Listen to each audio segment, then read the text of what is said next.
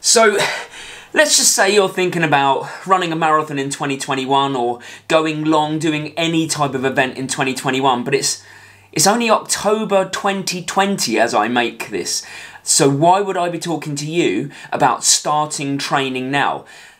That's exactly what I'm going to do, by the way. And I'm going to run you through not only why you should start training now, but how you should start training now. And if you're wondering why I'm carrying all of these books, it's because I love a visual representation of the point I'm trying to make. Hang on, I need to put these down.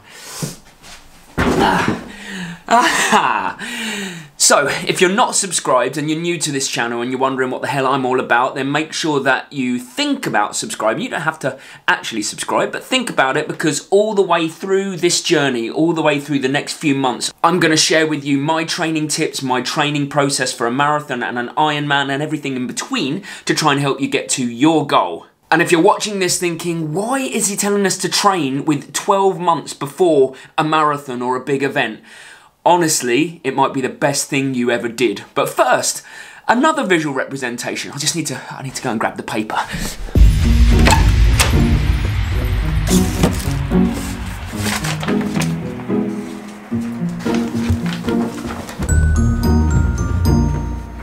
Right, now you're going to see what's in my head.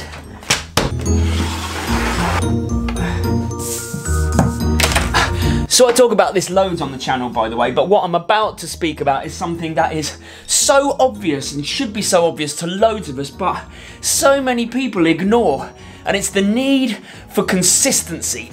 Hold on.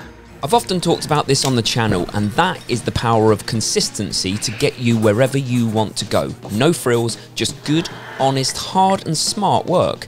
In this particular example, I'm using Simon Ward's visual explanation of the 2 ways you can approach training long term. Simon's a multi-award winning triathlon coach, so if you want to learn more, then go find the Triathlon Coach Cafe on Facebook or listen to his High Performance Human podcast. You'll learn a lot. And in this example, there are 2 ways to approach your training. The tortoise is a measured approach, understanding that it takes a long time to develop true fitness and being about the process rather than the outcome. If that end goal wasn't there, it wouldn't really matter. But the hare is ambitious and impatient and often gets ill or injured trying to achieve their goals. They only spend a short time in the sport before they burn out. Neither are without frustration, because the tortoise sees their friends zooming ahead in the early stages, but they avoid epic sessions, and ultimately, slow and steady wins the race. You know the drill. So it's all very well talking about the need to be consistent, but how to actually be consistent is a different story. And it is, again, it's a really, really simple process of just very gradual overload, week on week, month on month. So the gains are small, but they're there, and you're avoiding these big one-off sessions or one-off weeks where you go hard but then you can't train for a week or 2 after for injury. Let me give you another visual representation. So let's say that each of these books that I'm about to put up here represents a training block or a month, whatever you want to call it. But let's say that you have a bit of a scattergun approach to your training.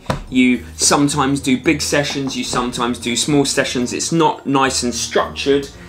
And you do this all the way through the winter, and you come into spring like it as well. And I'm doing this, obviously I'm stacking them not neatly on purpose, but you get the idea, right? And then come towards the end of where you want to get to, you come towards the marathon, the real build stuff. You try and put on the big stuff. Now that does balance just about, but it wouldn't take too much to knock it down, okay? It wouldn't take a lot. However, this is doing it without thought, without structure. What if you were to put structure on it with a gradual build? And I'm gonna use these books to best represent, because you know I did a gap year, yeah? Okay, went on a gap year.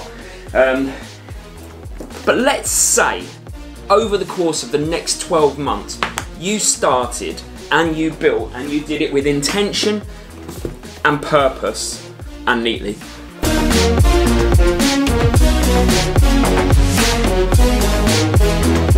See, the books are starting to get a bit bigger as well. See? Hey.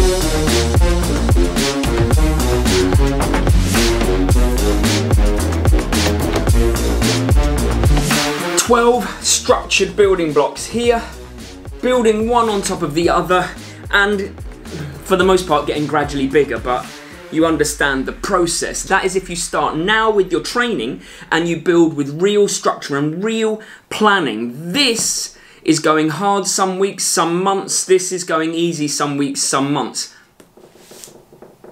That was supposed to fall.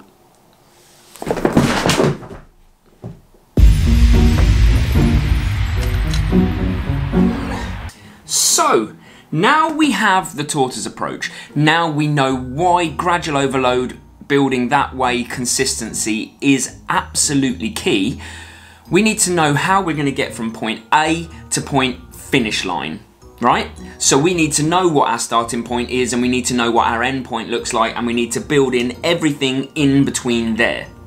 So once you have the amount of time settled, you know, for example, if you go now, you've got 12 months until your marathon, you need to know where you need to be come marathon time. And if you follow my marathon training plan, which is in the training plans playlist on the channel, then you'll probably need to be able to run around 150 to 200 kilometers in the last month before you taper.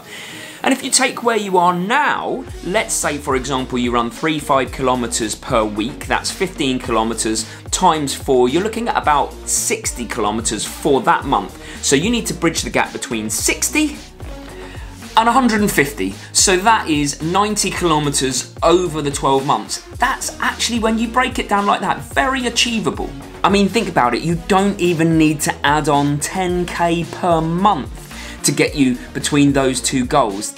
Then you start realizing that the tortoise method is 100% the way to go if you want to get to the marathon sensibly and safely and be on that start line.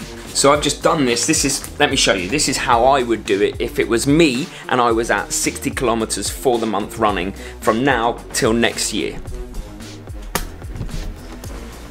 So I've started at 60 kilometers in November, and then all I'm going to do is build by 10 kilometers each month all the way until May, and that's when I can start adding maybe a small bit more, because we're talking roughly 10%, that's 12, but I've added 15 on, so then we go 15, 15 again, then 20 and 25 towards the end in the big months. And suddenly, from very humble beginnings, you are in a place where you are running a lot of miles easily enough to get your legs ready to run a marathon. And the same can apply for a half marathon, or it can apply for an Ironman or middle distance triathlon. However you want to apply it, you just need to do it sensibly and over the long term. But then we need to know how to break it down into a week. I'm going to take you out running with me for this bit. Oh, I picked up a wrong another day to do this video, but we plug on regardless. And what I'm going to do in this segment, the part when I'm running, is try to give you the tools to become your own coach by showing you how I break down my weeks session by session, and then you take that away and build a week and a month that works for you. And the first thing you have to appreciate before you actually plan the weeks is how much you need to do over the entire month. So let's just pick a month at random and say 100 kilometers, and how you break that down, because it's not as easy as just saying 4 weeks of 25 kilometers. Let me explain. So when you train, you need to build in weeks of natural recovery, of reduced volume. I usually train 3 weeks normal and 1 week about half that volume, and that is my recovery week. So let's take, for example, the 100 kilometer month. And when I say 100k, we're not going to quibble over a few kilometers plus or minus. We'll be sensible about it. So 97, 98, 103, 104, that's all right, that's all good. So here's the way I break it down. I found that 3 runs is my sweet spot, so there's no back-to-back days, and it's quality over quantity. And if it's a 100k month, I'm probably looking at doing 28 kilometers a week in my working weeks, which makes that, let's work that out, 84 kilometers over the 3 weeks before the recovery week, and 16 on the recovery week. And then in my week, I like to break that down as 2 shorter runs in the working week and a slightly longer one at the weekend. So it might be 2 8 kilometers in the week and a 12 kilometer longer run at the weekend, and that's my 28 kilometers right there. And then really, it's up to you to play about with those numbers, find what works best for you. So you want to keep that body guessing by mixing up the distances in the runs.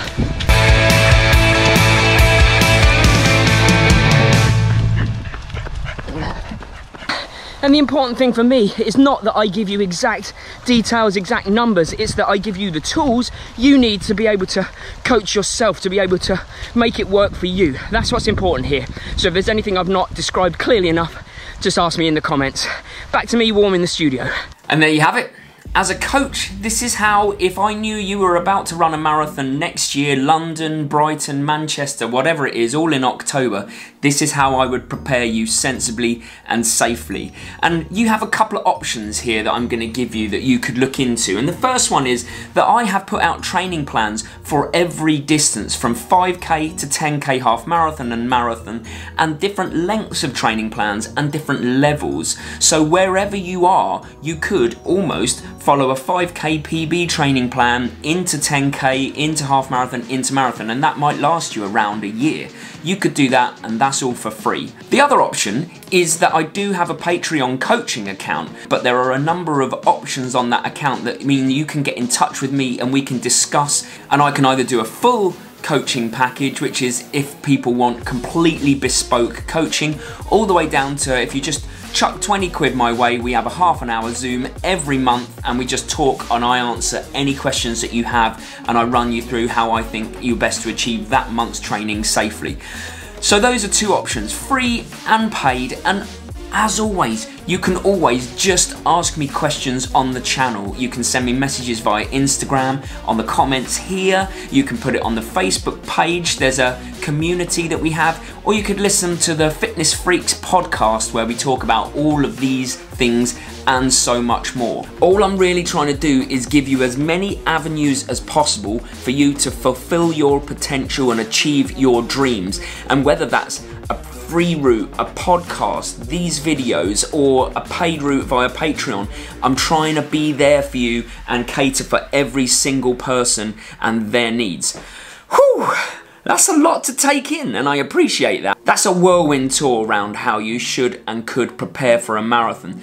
But as always, if you've got any questions, you just need to shout, you just need to ask me, and I will endeavour to get back to you. I just used a really long word there, endeavour. So let's just break it down just that little bit. The essence of this video is this: if you're planning on going long in 2021, if you're planning on running any distance, then I guarantee you that you give yourself the best chance of making that start line if you employ the consistency method. If you look at yourself like the tortoise and not the hare, gradual overload is the way, and being humble, popping your ego in a box and knowing that it is a long-term process and hopefully one for life. That's gonna get you there. And now all you gotta do is commit. Find a race you wanna do, dream big, book it, and then get in touch and we'll get you there if we can. I'll give you as much help as I can. I'll see you Sunday. Mary and I are doing a really exciting race, 10k. I have not run hard since New Year's Day 2020, so it's gonna be a brutal one, but I'm looking forward to it. We'll see you Sunday.